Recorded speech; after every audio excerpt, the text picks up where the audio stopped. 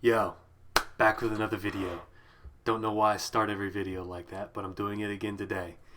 And what I'm going to be talking about today and showing you is the step-by-step process of routing a guitar for an Evertune bridge. One thing I want to say up front is these measurements are based on the guitar body being 1.75 inches thick. And every step except for the first route that you'll see me do from the top is going to be measured from the back of the guitar down. I may repeat myself, but it's very important because you want the measurements to be precise, and the way they do it in the steps is by measuring it from the top of the guitar, assuming that your guitar is 1.75 inches thick. So, making this video because I haven't seen very many intensive step-by-step detailed videos, and this was a little bit intimidating to me. So, turned out to be pretty simple, as long as you can follow instructions. And I'll jump right into it. You can see from this first clip what I'm doing is lining up the first template. F&T top 1 is what it's called. And what you're going to do once you find the center line and the scale length of the guitar, you can see that in the crosshairs right here. That should be the scale length in the center line. You're going to set this template up to drill 4 holes all the way through the body of the guitar. And these will be the holes that the tremolo system bolts to the guitar with. This step, it took me a while to do it, to jump into it, just because I wanted to be sure that I had everything right. You want to make sure that your measurements are right from the beginning, or else it's going to be wonky. And for this process, it would probably be better to use a drill press. Everything I've seen so far, they used a hand drill, and I don't have a drill press right now, so that's what I used. But you'll see later, I think it's important that you use a drill press. I didn't make any irreversible mistakes or anything like that, but it would be more simple from the start to use that.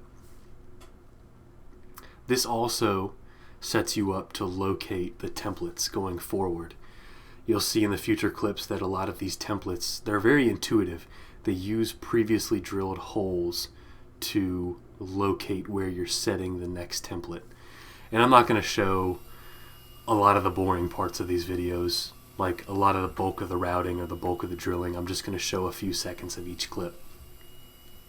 It's still going to be a fairly long video though. So next step is F top 2, template name F top 2.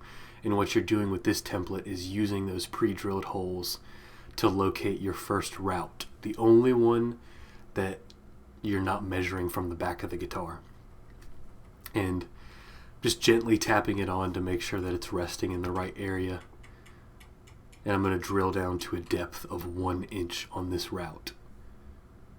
The camera's going to be a little shaky because I used a camera mount on the same table that I'm clamping the body to with the router. But hopefully it's not too distracting. But yeah, taking it step by step, routing this cavity down to a depth of 1 inch.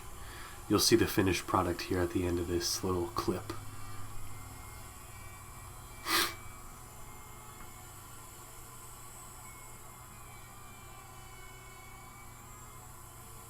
Also has like some error or issues with camera focusing on the cables. My shed is very tight. It's like a 6x8 shed in the backyard, but I'm making it work.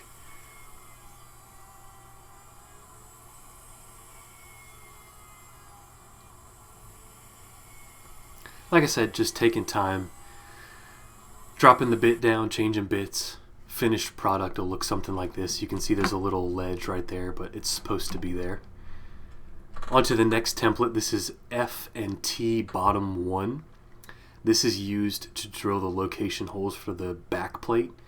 And as you can see, it's kind of got me puzzled because I'm using those location holes to set the template, and the template is crooked.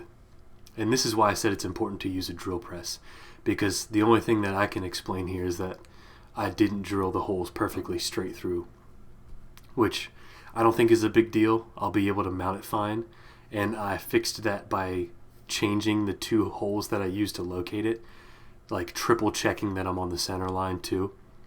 And you may not think it's important because this is just for the back plate, but the back plate and the holes that I'm drilling are going to locate the next template that we use, which is F&T bottom 2. And to use this, you want to stack 2 templates on either end to raise this template even higher off the guitar body. The reason for that is that the route you're going to be using in the front of the guitar for the heel plate needs to be 0.050 of an inch thick or deep. I can't be that precise. I thought that was a little ridiculous that they're using these type of measurements instead of just using millimeters or fractions of an inch, instead of making you do math that's like very strange. This is one of the only routes that's like that. 0.050. I don't know why it's that specific. I had to eyeball it because the rulers that I'm using aren't that precise either, so I just knew it was somewhere in between like a millimeter and a millimeter and a half or something like that, and I just had to get as close as I could and hope that it's not that crucial. Sorry, I don't think that it is, but we'll see when I'm done. The other route that you're going to be doing from back here is part of the route that's going to go all the way through the body of the guitar.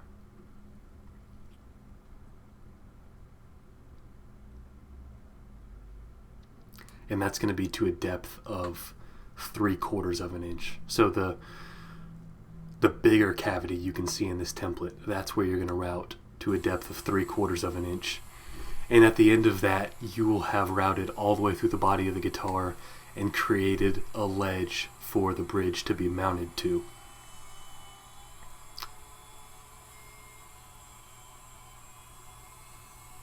Just taking it step by step.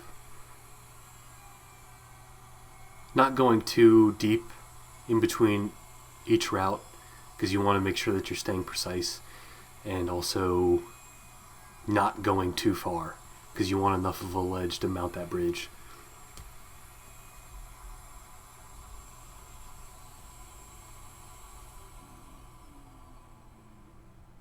Should have a picture here in just a second showing you what the finished product of that route's going to look like once you route all the way through. It'll look like that. You can see it's gone all the way through. Top route's the one that's really shallow. This route is F&T bottom 3. This you're going to route to a depth of 0.9 of an inch. This one, I believe this is the one, you want to make sure that you're following the bearing edge on the template. And towards the lower bout of the guitar, there's no wood. So you kind of have to space the bearing off of the bit, if that makes any sense, to make sure that you're not routing into the template or like losing the route. Same thing here. This route's very deep, and you want to just take your time, switch bits, drop the router a little bit, and just chip away at it. Make light work of it. Like I said, as long as you know how to follow instructions and have used a router before, it's fairly simple.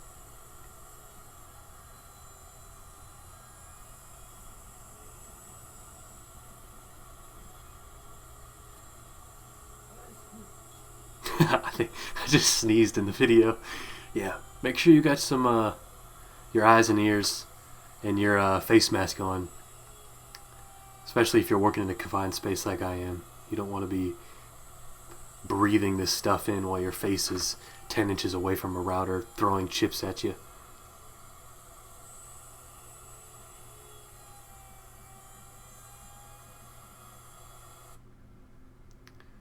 And so this is F&T bottom 4. This is the one where I had to space the bearing off, because this one you're going to a depth of 1.5 inches. You're going super, super deep.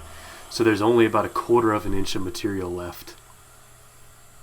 And even when I route the neck humbucker on this guitar, it routes into this cavity too. So again, you want to make sure you're checking your depths, you're just taking your time, you're following the template, you're letting that bearing ride against the template and not slip off. can be intimidating because this is a step where if you mess it up, you're just gonna end up with a useless piece of firewood. So make sure you're taking your time. Also, this one you can see that little dial on my router is just spinning freely from the vibration. Luckily that clamp is holding it in place and it's not dropping further, but that's accounting for me not being able to be super precise with the minute routes that I have to do for that heel plate. Also being very careful in the corners that you're staying on the router. Like I was saying, you can see there, just really making sure that I don't ruin this guitar, because like, although it's not a lot of money, it's a lot of man hours, and I don't want to have to do it over again. I want to have something completed and not ruined. Another step, it gets a little hairy. It gets a little nervous. I get a little nervous. Because the final product, like I said, it's going to be 1/4 of an inch. That's not much material. And if you blow out an edge or anything like that, you'd have to do some serious filling or MacGyvering to salvage a guitar if you drill through the top of it.